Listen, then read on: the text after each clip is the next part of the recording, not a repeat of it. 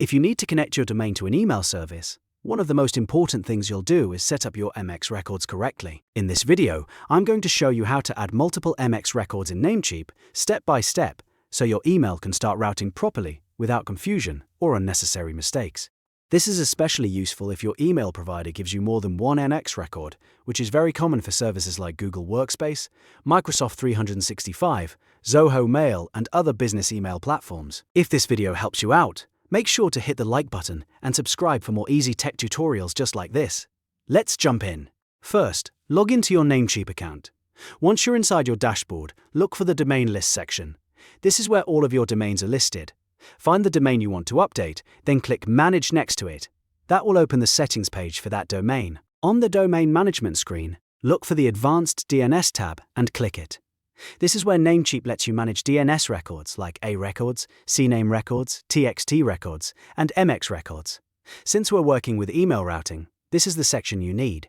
Now scroll down until you find Mail settings. By default, many domains are set to a basic mail option or a default configuration, but for custom email services, you'll want to change this. Click the drop-down and select Custom MX. This tells Namecheap that you want to manually enter the MX records provided by your email provider. Once Custom MX is selected, you'll see the MX record area appear. Click Add New Record. Then choose MX record from the record type options. This creates a new MX entry where you can input the values given by your email provider. Now enter the host.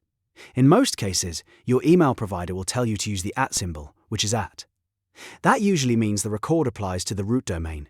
After that, enter the first mail server exactly as provided by your email service. This part needs to be copied carefully because even a small typo could stop email from working correctly. Next, enter the priority value for that MX record. Priority matters because it tells mail servers which record should be used first. Lower numbers usually mean higher priority, but always follow the exact values from your provider. Once the first record is filled in, move on to the next one. Click Add New Record again and choose MX record once more. Then enter the second mail server and its corresponding priority value. If your email provider gives you 3, 4, or even more MX records, just repeat the same process for each one. Add a new record, choose MX record, enter the host, paste the mail server, and set the priority exactly as instructed. Take your time here and make sure every record matches your provider's documentation.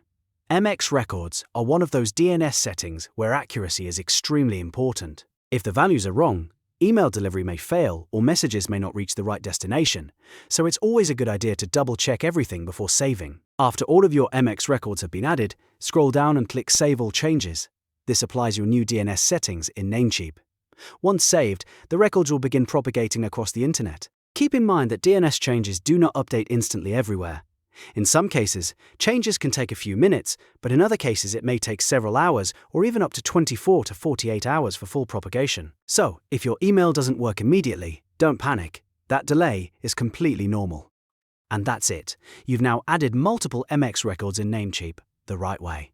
If this tutorial saved you time or helped you set up your email, please give this video a like, subscribe to the channel, and turn on notifications so you don't miss the next one.